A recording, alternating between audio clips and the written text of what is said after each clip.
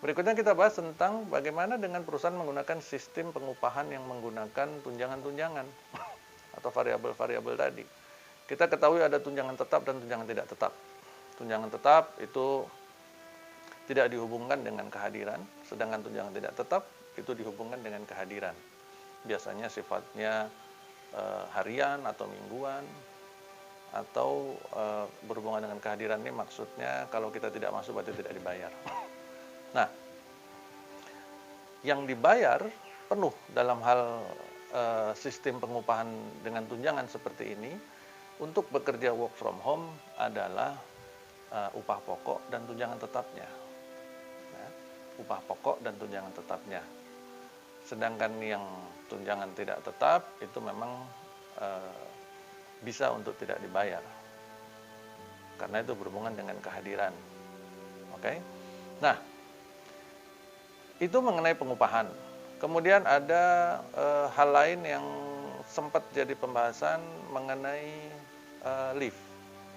Bagaimana bila kita terapkan saja leave atau cuti, baik itu yang paid leave maupun yang unpaid leave, cuti berbayar atau yang cuti tidak berbayar, cuti yang dipotong upahnya.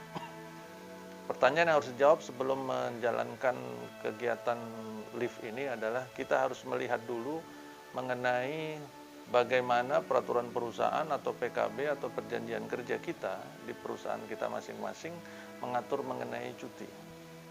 Nah, kalau di dalam perjanjian kerja, peraturan perusahaan atau PKB kita tidak memberikan kesempatan kepada perusahaan untuk mengambil keputusan atas sebuah pelaksanaan cuti, maka cuti itu tidak dapat dipaksakan.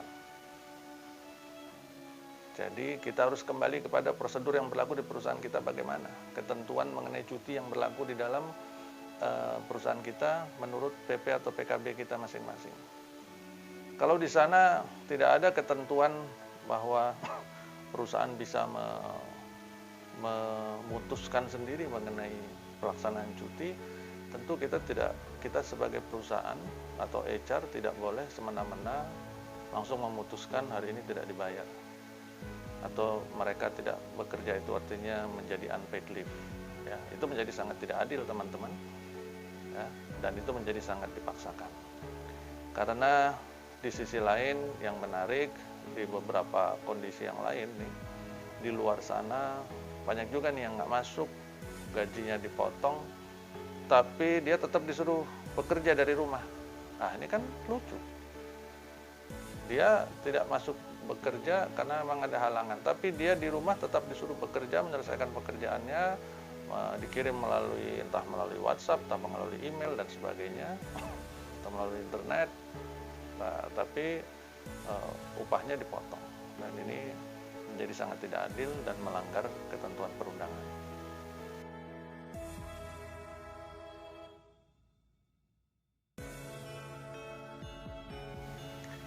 Sehingga setelah tadi kita membahas mengenai upahnya, mengenai sistemnya, mengenai penerapan cuti atau leave tadi, ada yang paid dan ada yang unpaid.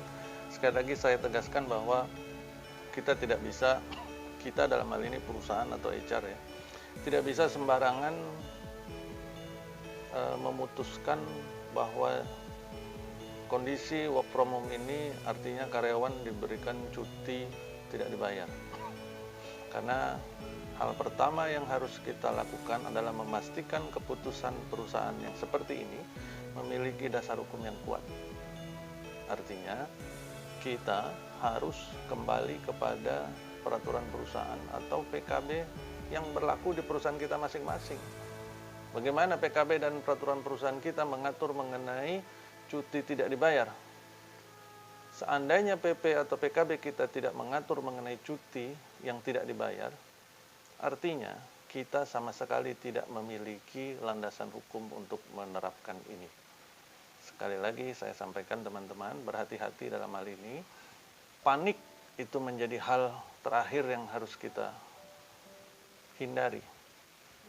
Meskipun itu hal terakhir, tetap nggak boleh kita jalankan kepanikan. Keputusan berdasarkan kepanikan adalah pintu terhadap chaos di perusahaan kita masing-masing.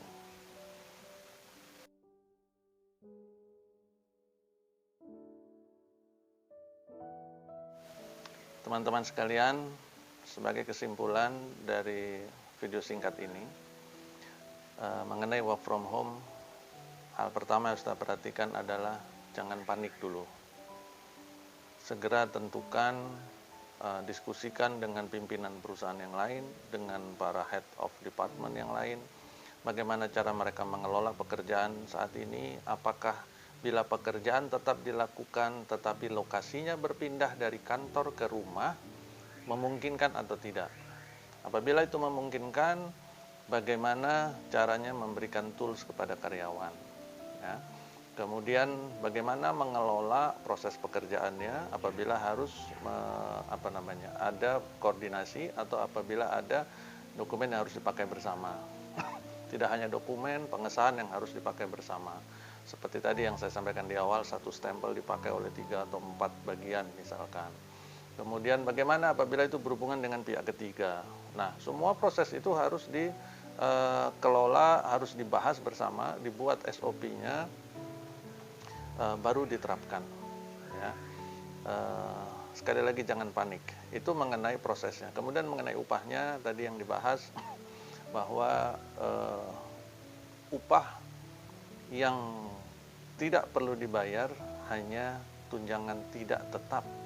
Sekali lagi, yang boleh tidak dibayar adalah tunjangan tidak tetap, karena itu dihubungkan dengan kehadiran di tempat kerja. Ya.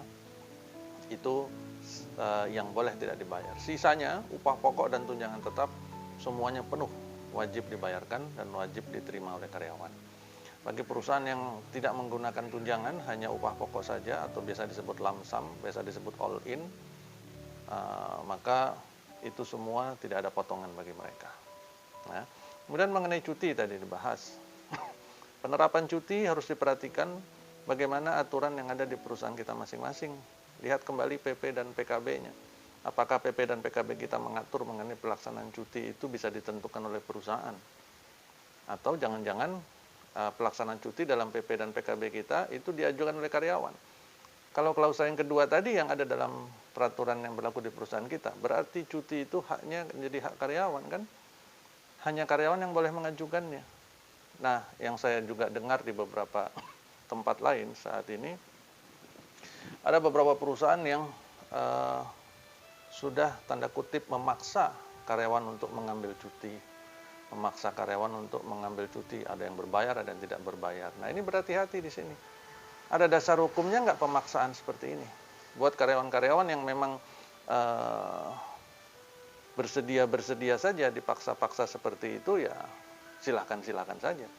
Tapi bagi karyawan yang tidak bersedia, yang dengan berbagai alasan dia tidak mau menerima pemaksaan seperti ini, maka sungguh ini menjadi hak dia loh untuk mendapatkan upahnya pada hari-hari di mana dia tidak bisa menjalankan pekerjaannya karena masalah ini.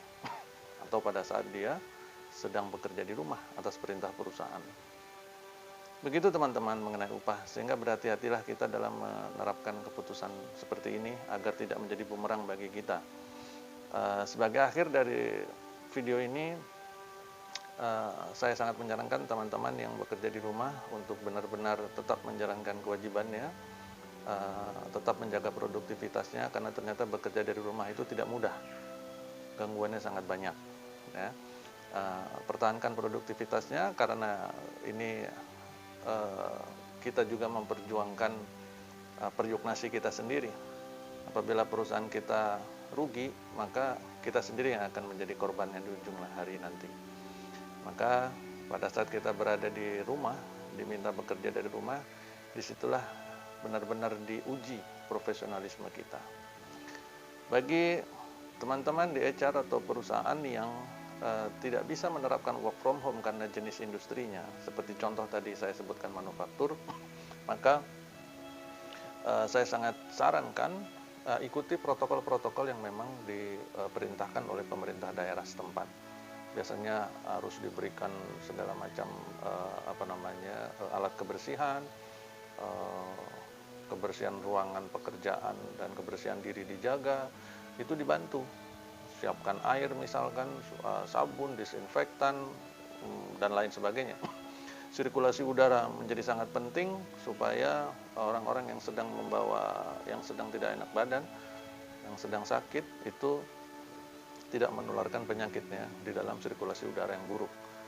Ya, dan penambahan suplemen atau vitamin atau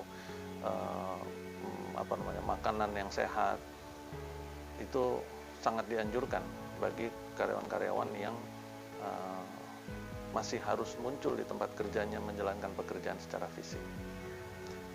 Selanjutnya di video yang lain teman-teman kita akan membahas juga mengenai opsi selanjutnya. Kalau video ini bicara tentang opsi work from home, saya berpikir kita perlu mengantisipasi adanya opsi-opsi lainnya karena sudah mulai terdengar ada opsi tentang merumahkan karyawan. Nanti di video berikutnya lagi kita membahas tentang opsi PHK-nya dan sebagainya. Kita akan bahas berseri dalam video selanjutnya. Terima kasih dari saya, Denny Makarim dari DHM Partners. Assalamualaikum warahmatullahi wabarakatuh.